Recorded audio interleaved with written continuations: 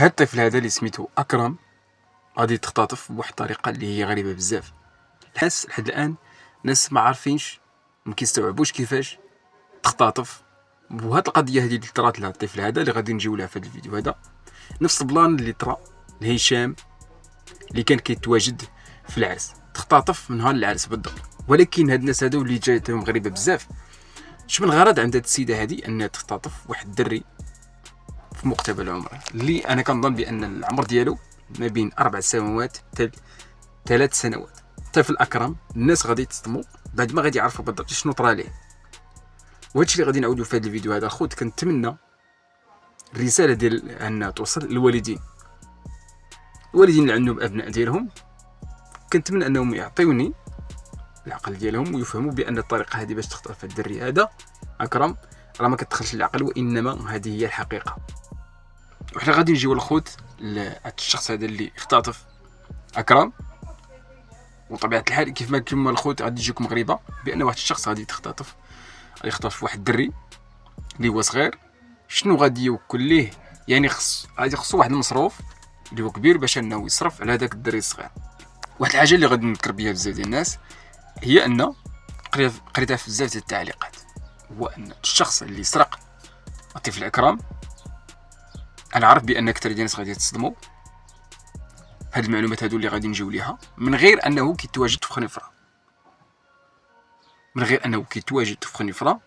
واحد الحاجه اللي خصكم تعرفوها الخوت بان الخنيفره واحد المنطقه اللي هي كبيره بزاف بحكم ان فيها الشجر فيها الغابات.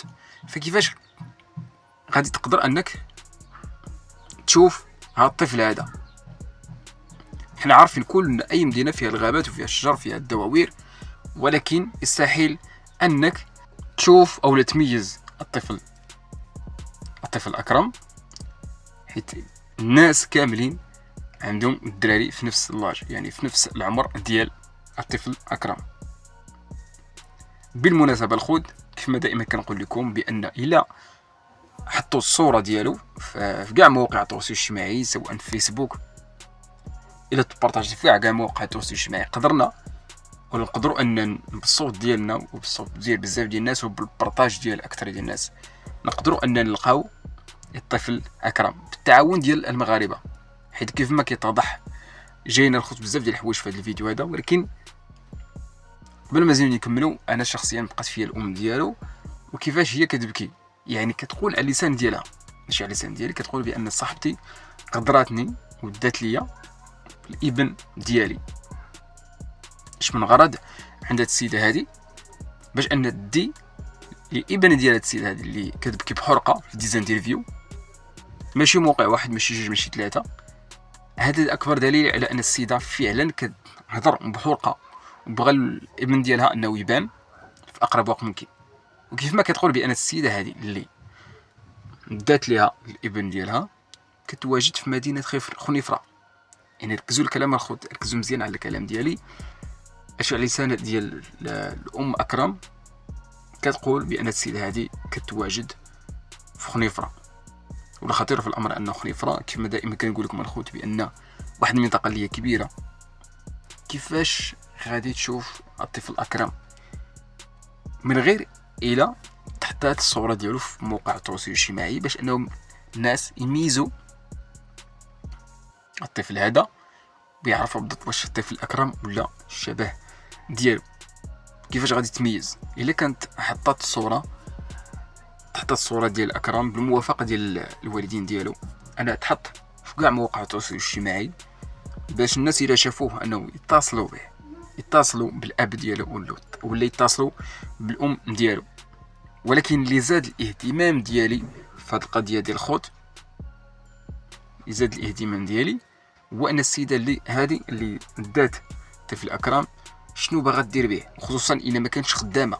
انت مثلا ما خدامه، اش من الغرض ديالك انك دي الطفل ديال السيده هذه اللي كتبكي في تيز انترفيو ليل ونهار، كدير مقابله مع الصحافه وكترجاهم انهم يتعاونوا معها باش ترجع الابن ديالها. الشيء اللي خلى اكثر ديال الناس سواء داخل المغرب وخارج ارض المغرب انهم يتضامنوا مع الام اكرم. وبالمناسبه دائما غنذكركم بها الخوت، والبارطاج ديالكم، سواء الصوره ديال اكرم تكون مثلا تكون في الفيسبوك في الصفحات.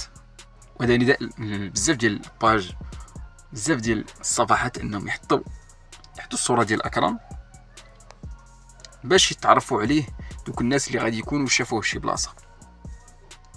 القضيه الخطره سهله بالمناسبه، القضيه سهله. امتى القضيه كتكون صعيبه بزاف؟ هو ان مثلا السيده هذه اللي اختطفت هذا الدري تكون مثلا خارج ارض الوطن، ولكن يستحيل ان السيده هذه في يومين او في النهار انها تكون خارج ارض الوطن، وانما هي غادي تكون في المغرب، خصوصا في خنيفره. اكيد ان شاء الله كنتمنوا انها تشد في اقرب وقت ممكن.